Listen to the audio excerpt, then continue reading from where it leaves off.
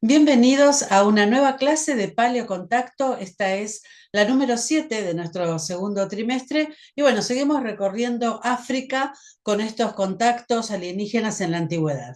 Sí, en este caso nos vamos hacia el sur, hacia Sudáfrica, Mozambique, parte de Tanzania. Vamos a ver la historia y los mitos de una etnia más que interesante, los zulúes. Vamos a compartir pantalla y vamos a adentrarnos en una historia que tiene también mucho de conspiración y que ha trascendido al universo, al mundo, a través de un gran difusor como es David Icke. Ya Claro que vamos a ir. sí, sí. Bueno, para Facundo, que ya dejamos ahí en el WhatsApp los otros días, una entrevista que le realiza David Icke a Credo Mutua, que es a través de quien nosotros conocemos toda esta historia. Es una fuente que vivió hasta hace muy poco, en el 2020, 20. dejó este plano y que cuenta una historia fascinante que mezcla el mito zulú de allí, del sur de África, con la realidad, lo que él vivió. Tal cual. Como siempre, lo que hacemos es introducirnos en contexto geográfico, histórico y cultural para poder enmarcarlo y a partir de allí desarrollar todo lo que tiene que ver con el paleocontacto. En este caso, bueno, como decía la profesora Claudia, la unidad 7, Credo Mutwa y la cosmogonía Zulu. Recordemos, cuando hablamos de cosmogonía, estamos hablando de cómo es la creación del mundo y sus cosas, el hombre, los animales, las plantas, y qué papel juega lo sagrado dentro de esa cosmovisión, ¿no? Y bueno, vamos a situarnos entonces en África, Zululandia, tierra de los Sangoma, un viaje al reino donde se originó esta historia. El reino Zulú, a veces denominado Imperio Zulú o Reino de Zululandia, era una monarquía en el sur de África que se extendía a lo largo de la costa del Océano Índico, desde el río Tugeleaen Al al sur. sur hasta el río Pongola en el norte. Acá estamos viendo el mapita, ¿no?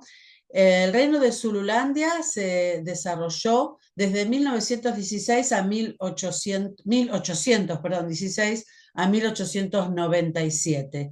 Creció hasta dominar gran parte de lo que hoy es KwaZulu Natal y el sur de África. En 1879 el Imperio Británico invadió, comenzando la guerra anglo-zulú.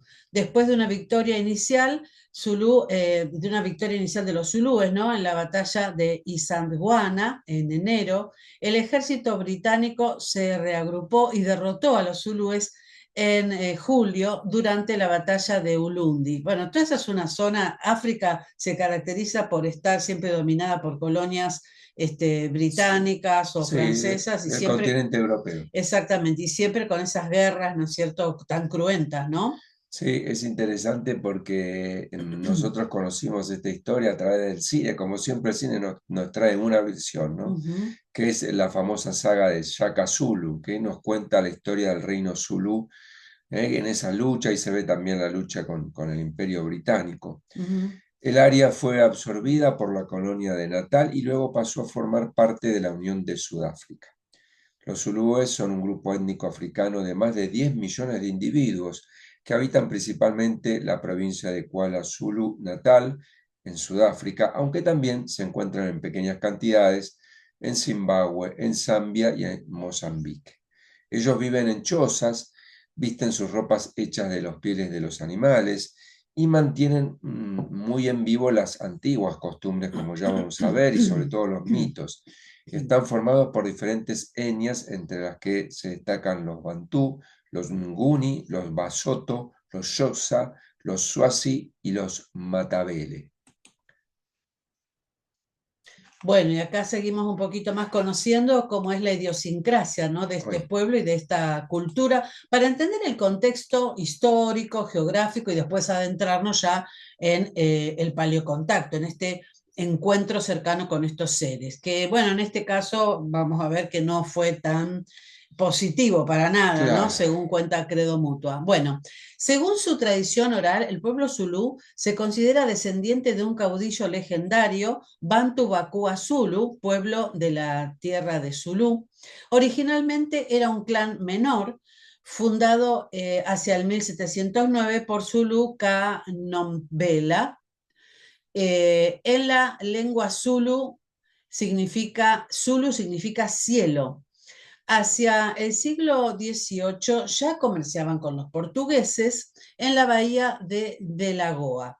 El primer caudillo importante fue Senzangacona entre 1787 y 1816, quien integró todos los clanes zulúes en una única entidad político-administrativa hacia el año 1807.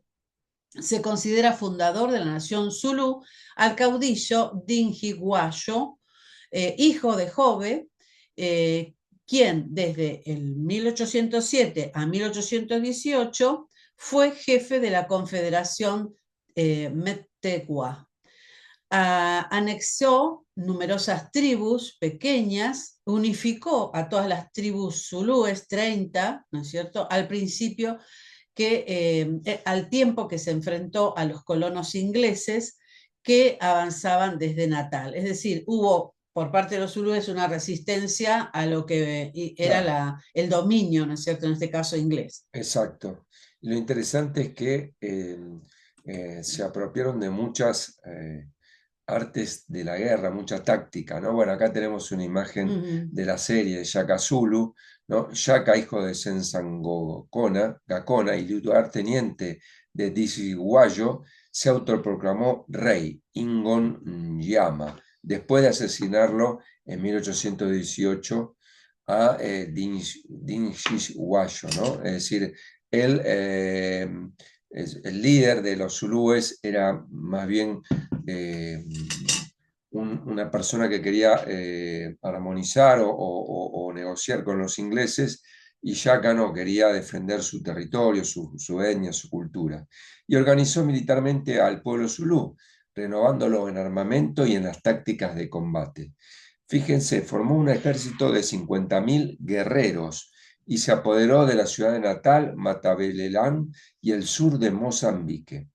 La gente zulú era animista, no tiene templos ni altares, tampoco sacerdotes. Sí creen mucho en la brujería y en el mal de ojo, así como en un dios llamado Unculuncululu. Hacen sacrificios a los espíritus de sus antepasados y a cambio les piden protección y salud. Además, piden también por nacimientos, casamientos y funerales, así como por lluvias, cosechas y cultivos. Lo que destacamos de esta historia es que, bueno, una vez que fueron vencidos por los ingleses, ya este pueblo zulú se disgregó y perdió la fuerza que en su momento le impuso Shaka Zulu durante bastante tiempo. Y bueno, se empezó a desarrollar como colonia británica, ¿no? En ese contexto aparece el señor Credo Mutwa. Claro, y acá viene la parte que más nos está interesando a nosotros. Acá lo vemos en la foto a Don Credo Mutua y también otra foto con David Icke, que es este inglés investigador, ¿no es cierto?, que va a estar en todos los temas de conspiración. Sí, Uno lo conoce porque empezó a hablar de Matrix, de los reptiles, de las razas reptiloides y demás, que va a tener un encuentro con Credo Mutua y que realmente en la entrevista que les compartíamos días pasados, ustedes pueden ver en su totalidad toda la historia de Credo Mutua y que realmente es muy sorprendente y hasta cruento todo lo que él vivió y el recuerdo vívido que tenía con detalles como se lo cuenta a David Icke, ¿no? sí, y es interesante este encuentro, ¿no? De este sacerdote o chamán Sangoma Zulu y David Icke, porque él, al hacer una transcripción, una traducción del mito de los zulúes, pudo entender cómo se desarrolló el poder oculto en el mundo. Él lo describió en un gran libro que se llama El Mayor Secreto, en el año 89, y que permitió ser la puerta para abrir desde el ámbito de la conspiración la mente y la evolución a muchas personas, ¿no?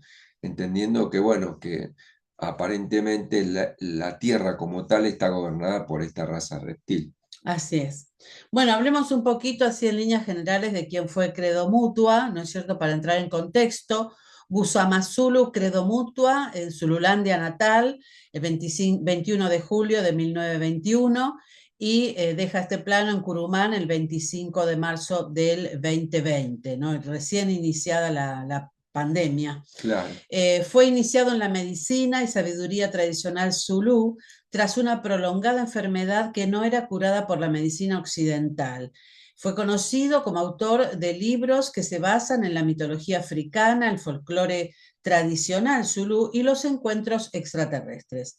Él mismo sufrió una abducción, vio en primera persona a los Chitauri, ya vamos a hablar de ellos, fue entrevistado varias veces por David Icke, quien se refirió a Mutua como el hombre más sabio que haya conocido. O sea, fue tan El impacto, el ¿no? impacto que tuvo Psicológico. conocerlo a Credo Mutua, porque bueno, David Icke, para que diga esto, ¿no? Que él entrevistó a Claro, tanta él, gente, conoció a tantas personas y bueno, fue el impacto tan fuerte que dice, es la persona más sabia que yo he conocido. claro, él venía en una búsqueda interior, evidentemente su alma estaba despertando, estuvo por, creo que Machu Picchu, Sí, pero cuando llegó a este hombre y le contó su experiencia y lo que vivenció, tuvo como una epifanía, tuvo una claridad de pensamiento que lo volcó a través de su libro, ¿no? De cómo funciona el mundo actual.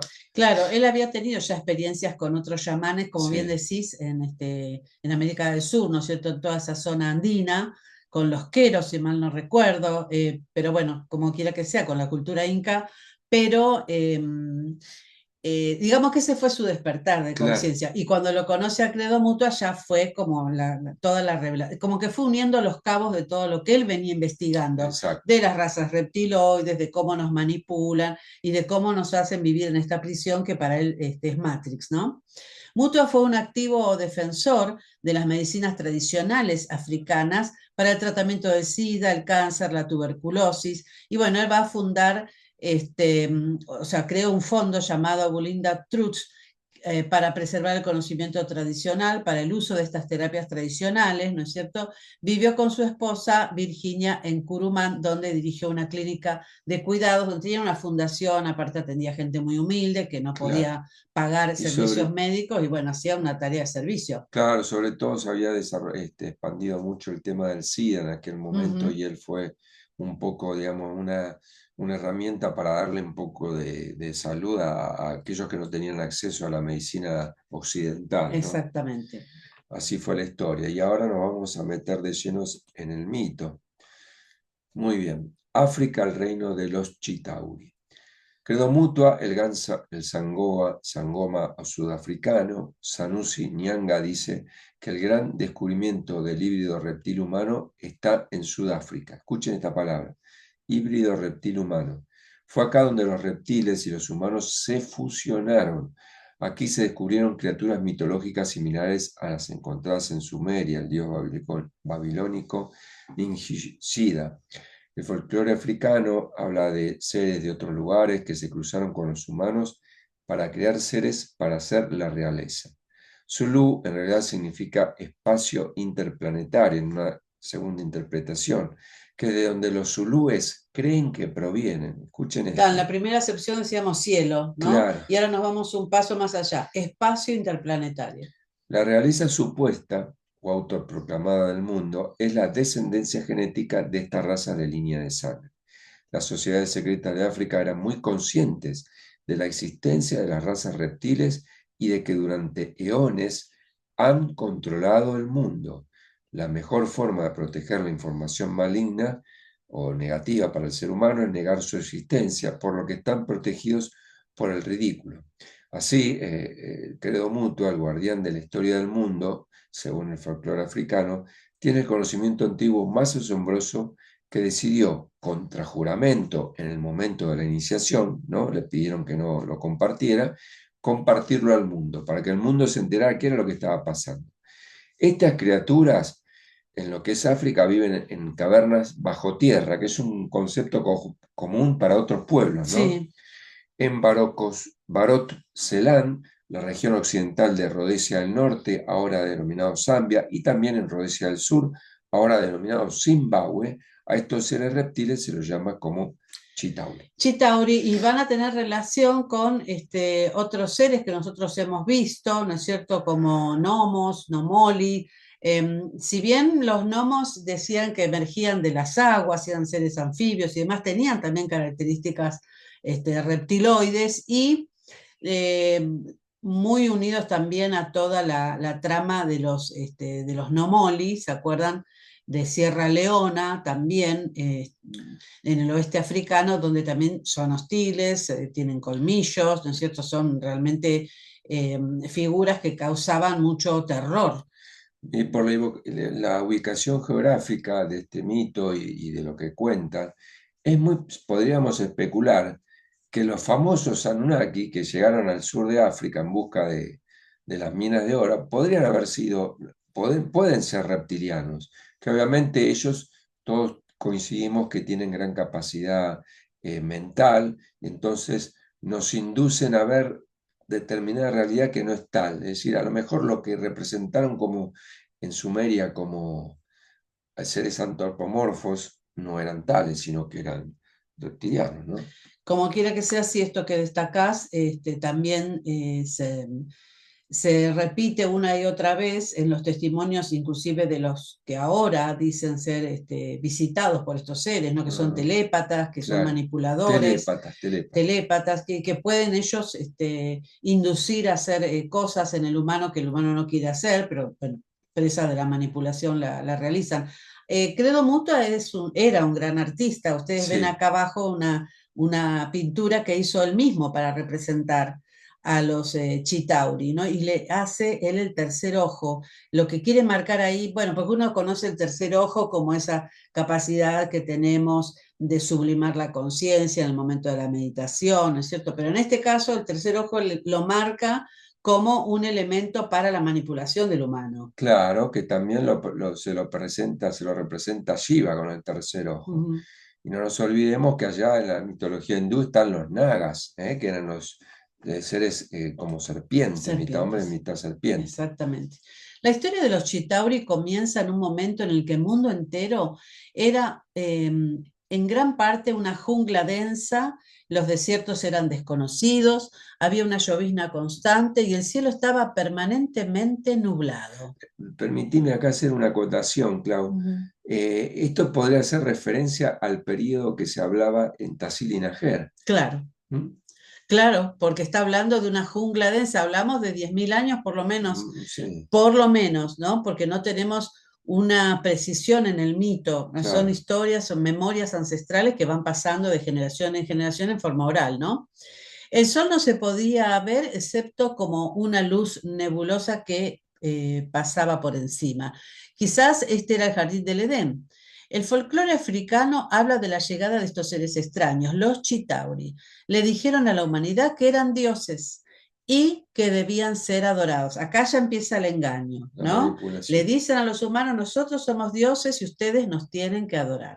Los Chitauris tenían poderes mágicos, entre comillas, podemos hablar ahora de alta tecnología, ¿no? Siendo astutos por naturaleza, le dieron a la gente, en esa etapa estaban íntegros y completos, no siendo ni hombre ni mujer, eran andrógenos, es decir, que tenían los dos sexos antes de la llegada de los Chitauri, ¿no? Y dominaban a los animales de la tierra. Los Chitauri les dijeron que los iban a convertir en humanos, ¿no es cierto? Y En dioses, en en dioses. dioses, que se dejaban guiar por ellos y iban a ser convertidos en dioses. O sea, Claro. fue un gran engaño en realidad por parte de estos reptiles, ¿no? Fueron conducidos a una de las dos cuevas de las que emergieron con hombres y mujeres. Toda esta parte que está acá sintetizada en la placa, ustedes la encuentran en la entrevista que le da a David Icke y lo explica muy bien cómo ellos eran antes, que el hombre tenía el hombre y la mujer tenían en sí mismos los dos sexos y tenían Claro. todas sus capacidades, la Y, telepatía, que tenían un y montón vivían de en armonía en con armonía el con el contexto, ¿no? Con el entorno, entorno. y cómo ellos hacen todo lo posible. Esas cuevas, hoy podemos especular, porque hablan inclusive de luces, no me acuerdo bien si era una roja y la otra verde, a dónde iban las mujeres, los que iban a transformarse en mujer y a dónde iban a ir a transformarse en varones. Hoy podemos especular que esas no eran cuevas, que en realidad podían haber sido ovnis, ¿no? Podían haber sido las Claro. naves de estos reptiles, donde ahí adentro manipularon genéticamente a este humano primigenio para transformar o dividirlo en dos sexos. Y de esa manera la dualidad en esta tercera Y es muy dimensión. interesante porque según algunas teorías esotéricas, uno cuando eleva de conciencia trasciende el sexo y vuelve a convertirse en un ser andrógino, Exacto. que posiblemente era lo que éramos en un principio, ¿no? Ujú. Claro, cuando se habla, si lo ponemos en un contexto religioso y se habla de los ángeles, por ejemplo, por decir que están en dimensiones más elevadas, más cerca del Dios creador, se dice que no tienen sexo porque ya han Claro, trascendido la materia. la materia y estos planos más densos, son más sutiles, no necesitan o tienen incorporadas las dos energías, ¿no? Bueno, entonces ahí fue donde los manipulan y esto provocó conflictos entre los géneros opuestos, ya convertidos en hombre y mujer, una aflicción que todavía nos preocupa hasta el día de hoy. Es decir, sembraron el caos en ese Claro, momento, la llegada de estos reptiles, y hasta el día de hoy, claro que sí, y ahora mucho más en los tiempos en los que vivimos, ¿no? Hombres contra mujeres, mujeres contra hombres, claro. el tercer sexo y todo lo que vino para desvirtuar lo que en un principio era todo armonía, paz, conocimiento. Sí, imponieron el reino, Ujú, impusieron el reino de la dualidad. Hasta ese momento la gente no hablaba, sino que se comunicaba telepáticamente. Qué interesante esto. ujú. Los chitauris eran conocidos como los conversadores y le dieron a la humanidad el don del habla. Aquí tenemos una similitud con la Torre de Babel en la Biblia. La palabra hablada debilitó a los poderes mentales de la humanidad. Los chitauris se convirtieron en los amos de la humanidad y la gente fue enviada a las minas. Y aquí hay Ujú.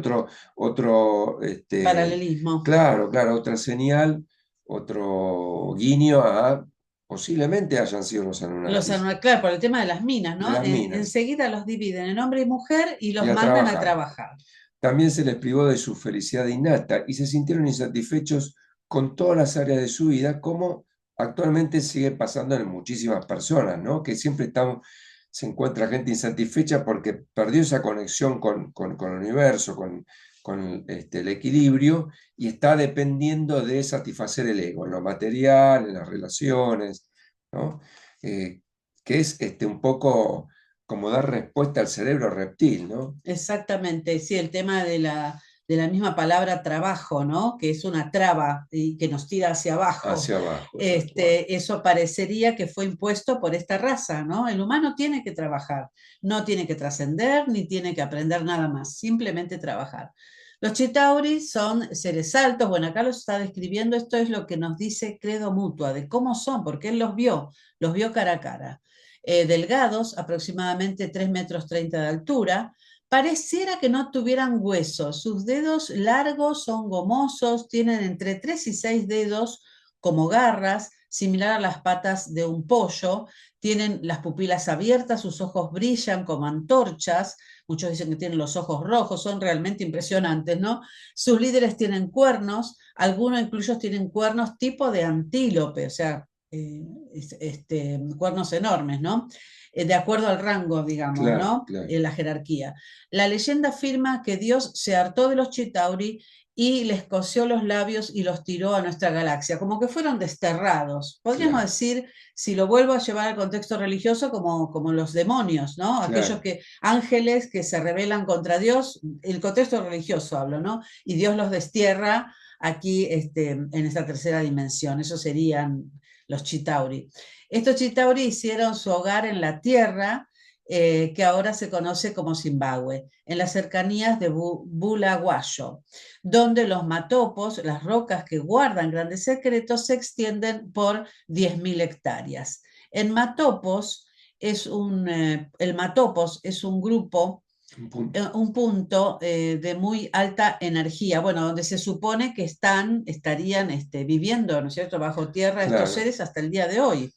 Acá otra acotación, muy similar al mito que vamos a ver después, creo que en Oceanía, Sí, de la Black Rock, donde los reptiles van debajo de la tierra, ¿no? Como un confinamiento, pero en realidad es donde es su hábitat, que corresponde también con eso que se publicó en 19, bueno, lo que hablamos con Phil Schneider, que ujú, se encontró con reptilianos a muy, una profundidad muy importante. Claro, claro que sí. Bueno, acá en las fotografías ustedes ven, ¿no? En las películas como Star Wars o Stargate se los ha representado, ¿no?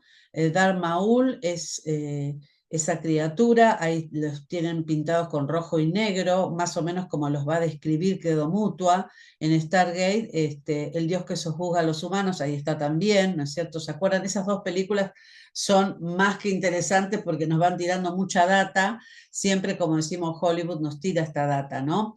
Pero esas Stargate y Star Wars son dos películas donde podemos ver a esta raza, las razas de estos reptiles que obviamente son negativos para la humanidad, que vienen a dejarnos prisioneros, a retrasar nuestra evolución, a dejarnos como en esa prisión donde no podemos más que reencarnar en la rueda del samsara y seguir trabajando para ellos, entregándoles nuestra energía. Claro, tal cual, es así. Entonces, razas reptilianas, ¿nuestros dioses es mitología o es verdad? Los reptilianos, saurianos o draconianos son seres extraterrestres reportados y estudiados por la ufología, así como también culturalmente siempre han sido representados en mitos y leyendas a lo largo de la historia de la humanidad. De manera general son seres de apariencia reptil humanoide, bípedos, los cuales son largamente asociados a las abducciones, sobre todo lo que es siglo XX y siglo XXI, y a las conspiraciones de control mundial. Para la ufología avanzada y el contactismo, los reptilianos son una raza madre con muchas subrazas, las cuales poseen variaciones y a veces provienen de diferentes civilizaciones o sistemas, ¿no? Claro, inclusive, por ejemplo, estaba pensando cuando vimos la clase de los dogones, ¿no es Sí, cierto?, con Sirio A, B y C. No quiere decir que toda la constelación siriana son reptilianos. regresivos, Ah, porque, por ejemplo, Sirio A, según Alex Collier, ¿no?, contactado, dice que son benévolos. En cambio, Sirio B, claro. ahí tendríamos a los gnomos o a estos dioses que vienen a someter al humano. Es decir, que la raza reptil se fue desperdigando por distintas constelaciones y sistemas estelares, ¿no es cierto?, siempre tratando de dominar, de Claro, imponerse, porque son militares, básicamente, ¿no? exactamente. Tienen toda la estrategia militar y usan estas artimañas de la telepatía y demás para ir manipulando al humano. Bueno, en la década del 70 un neurobiólogo definió a nuestro cerebro, lo particionó en tres, y el cerebro primitivo nuestro se lo llama cerebro reptil porque responde a la reproducción y a la supervivencia, que son dos actos típicos de esta raza, ¿no? No está el sentimiento de por medio. Ujú. Pero bueno, vamos a ir metiéndonos en la mitología primeramente, cómo en distintos lugares del mundo los reptilianos hacen su aparición, son nombrados y tienen un importante lugar en la historia de esos pueblos, ¿no? Humanoides reptilianos de descripciones variadas han sido comunes en los mitos y leyendas de muchas culturas a través de la historia. Por ejemplo, en el África estábamos nombrando a los Chitauri, ¿no? Creadores del hombre y la mujer en la mitología zulú. En América nos encontramos con Quetzalcóatl, esta deidad azteca descrita como serpiente emplumada de la antigua Mesoamérica, uno de los principales dioses de muchas civilizaciones en lo que hoy es México y Centroamérica, ya que, depende del lugar, se lo denominaba Kukulcán para los mayas, Ucumats para los indios quiché. Y nos vamos hacia el otro lado, hacia Europa, y nos encontramos con Cécrope I, el mítico primer rey de Atenas. Fíjense en esto, mitad hombre, mitad serpiente, igual que los gnomos. Sí. Se lo ilustra como ejemplo en un friso en el altar de Zeus en la ciudad de Sí, Pérgamo. vamos a encontrarnos muchos dioses en la antigüedad que están representados en la mitad del cuerpo de arriba, del tronco hacia arriba, hacia la cabeza humanos, y del tronco hacia abajo no tienen extremidades, tienen cola, ¿no? De Claro, serpiente. Hay diosas también en China, en Japón, en distintos lugares.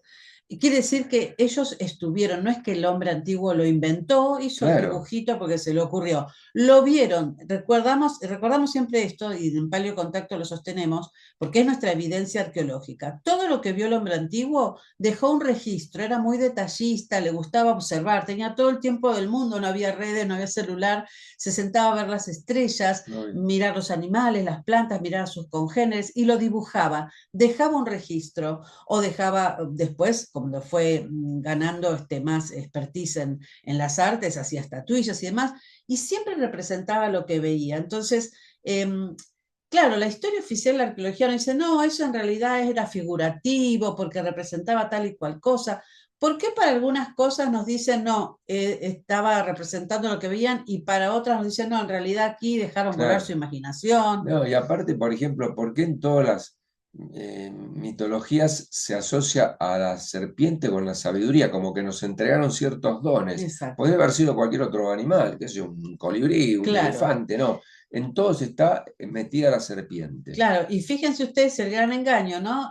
Porque los chitauris se los decían a los antiguos, nosotros los vamos a convertir en dioses, ustedes Claro, sigan, ¿no? Que van a ser dioses, y con ese engaño los tenían y nos tienen hasta el día de hoy, ¿no es cierto?, en las sociedades modernas manipulados. Acá seguimos con dioses que son de esta raza serpiente en diferentes culturas. Miren, en Medio Oriente, Sobek, el dios egipcio con cabeza de cocodrilo, y los unas, una raza de seres reptoides, ¿no? Reptiloides. Los nagas de la India, ¿no? Que ahí están descritos y hay millones de bajorrelieves y estatuillas donde los podemos ver, ¿no es cierto? Dice, los nagas son descritos como seres reptilianos que viven subterráneamente y que interactúan con los seres humanos en la superficie. Textos de la India también hacen referencia a los sarpas, ¿sí? Como estos seres reptiloides. y otra vez esto de que viven subterráneamente, ¿no? Se Claro. repite la ubicación Y acá está geográfica. lo que les decíamos de China y de Japón. Miren, acá también tenemos, y tenemos mujeres, ¿no? Energía femenina también Bueno, convertidas, mitad humana, mitad reptil. Lejano Oriente, los chinos, vietnamitas, coreanos y japoneses hablan en sus historias acerca de Long Yong en coreano, Rusho en japonés, o dragones, concebidos en ambas formas, física y metafísica, pero raramente descritas en forma humanoide. En la mitología china, los dioses creadores de la humanidad son Nuwa y Fuchi, ambos de apariencia humana reptil. Aparecen en el arte antiguo como, con los miembros inferiores como si fuera una serpiente o un reptil. Bueno, eso lo vemos en los tapices, en los murales de los templos, y hasta el día de hoy son venerados, sobre todo a las afueras, ¿no es cierto?, en las aldeas que todavía quedan, tanto en Japón como en China, y tienen esas estatuillas, como los católicos tienen a los santos, por decirlo así. Hay una devoción y una invocación a estos seres, o sea, por eso decimos que hasta el día de hoy impusieron una prisión en el humano y un sistema de creencias que mantiene a muchos grupos, lamentablemente, todavía, bueno, con esta falsa creencia de que a través de ellos nosotros vamos a conseguir conocimiento y salvación, ¿no? claro, David Icke habla de una cárcel virtual. Uh -huh. Muy bien, y ahora nos metemos ya de lleno en lo que es el espacio de la ufología, ¿no? Por ejemplo, según el doctor Corrado Malanga, en todos sus trabajos de recuperación del poder del humano luz, como se lo conoce, ¿no? De nuestra esencia, nos habla de que por lo menos existen dos tipos de familia de seres reptilianos. Los Alpha Draconis, que son saurios de Orión, que era lo que decía la profesora Claudia, y los lagartos de Berión, que provienen de la constelación de Shaula. El conferencista y contactado hoy Collier, Alex Collier, también se refiere a los draconianos de Alpha Draconis y lo describe como una raza guerrera. Estos seres han viajado a través del espacio durante 4.000 millones de años. A los draconianos no les gustan los seres humanos. Los seres de Andrómeda que Alex Collier canaliza expresaron que los draconianos creen que este universo en 3 dimensiones está aquí solo para ellos, además de forjar su historia de manera que para futuras generaciones el destino de su raza, los draconianos o los reptilianos, sea conquistar la totalidad de la galaxia. Cuando ellos comenzaron a viajar por el espacio, se empezarán a tropezar con otras razas. Ellos pudieron conquistar muchas de estas razas a través de la manipulación genética y la guerra. Bueno, lo vemos en la película de esta chica que, ¿cómo se llama? Salvando a Júpiter, algo Ah, así. Destino Júpiter o Destino Ascensión Júpiter, a Júpiter, claro, exactamente. tal cual, que la Tierra es como si fuera realmente patrimonio de una raza, De una cosa que raza. no es así, Claro, acá hay que remontarnos, y esto Alex Collier lo explica muy bien, porque le han pasado toda la data esta raza de andromedanos, que tenemos que remitirnos a muchísimo tiempo atrás. Para los andromedanos ellos no cuentan el tiempo como nosotros, pero para ponerlo en términos humanos diríamos millones y millones de años, donde ocurrieron estas guerras interestelares entre diferentes razas, y en un momento determinado los reptiles que venían, por ejemplo, de Alfa Draconis y demás, fueron expandiéndose, ¿no es cierto?, e invadiendo otros planetas de otros sistemas solares, y se apropian de la Tierra como que les pertenece, ¿no? Y después algunas razas benévolas que obviamente no intervienen, los dejaron hacer. Y llegó un momento dentro de lo que es la Confederación Galáctica que dijeron, no, hasta acá, y no pueden avanzar más. Por eso dicen por allí los contactados que los que entraron al planeta están, pero no pueden entrar más draconianos. Los que están hasta que lleguen los tiempos finales de liberación de la humanidad, pero ya hay como un consenso, digamos, galáctico de las razas benevolentes de que no permiten que entren más de estos seres al planeta, ¿no? Lo que sería una buena noticia para nosotros que estamos todavía aquí. Así es. Bueno, y podemos teorizar en realizar alguna conexión entre los Chitauri, los gnomos, los dioses del pueblo Dogón, los Nomoli de Sierra Leona y las razas reptiloides de las que tanto han hablado investigadores ufológicos, testigos y abducidos, ¿no? Bueno, y acá tenemos un parte de la bibliografía que nos presentó Credo Mutwa en sus libros, y obviamente los más famosos a nivel occidental, El mayor secreto e Hijos de la Matrix, donde David Icke plantea o descubre, desvela, saca el velo sobre la existencia de esta raza, que es a través de algunos, digamos, intermediarios humanos, desarrollaron este sistema de control, ¿no? Que lo estamos viendo cada vez es más control sobre la humanidad. Por ejemplo, ¿no? En vez de invertir en educación, se invierte más en control, en cámaras, en vigilancia satelital, que es un mundo orwelliano, ¿no? Así que bastante caótico. Bueno, como tarea para los que quieran volver a ver la entrevista de David Icke a Credo Mutua, yo les voy a marcar bien los minutos en los que describe la abducción, porque queremos que la revisen para poder intercambiar, aunque sea vía WhatsApp, qué les pareció. Es muy cruenta, pero es muy clarificadora de cómo actúan estas razas, ¿no? Porque Claro. él va a tener un evento cuando era jovencito y que es abducido, y cómo es ese encuentro con Sodomizado esto. también, ¿no? Sí, cómo es el encuentro con estos seres, cómo queda él tan perturbado, hasta, bueno, él lo cuenta y cada vez que lo cuenta lo revive, pero a la vez cómo desarrolló a partir de eso otras capacidades el mismo Claro. Credo Mutua, y también el lado artístico y demás. Así que después voy a revisar nuevamente la entrevista, que es bastante extensa, les voy a marcar los minutos para que vuelvan sobre ese testimonio, que es uno de los testimonios más detallados que tenemos de una persona que dice haber sido abducida, ¿no? ¿Y por qué es valioso? Porque une su experiencia personal con la mitología zulú, y hay muchos puntos de encuentro, ¿no? Y bueno, nos interesaría conocer la opinión de ustedes. Tal cual. Y en este relato también da a conocer o describe muchos puntos comunes de otros mitos que replican los mismos conceptos, ¿no? La existencia de reptiles bajo tierra, el olor fétido, el sadismo, porque ellos no conocen de sentimientos positivos, ¿no? Y el tema de la manipulación mental telepática del ser humano. Así que hemos presentado este paleocontacto en Sudáfrica en el módulo 7, y bueno, nos estaremos encontrando la próxima semana.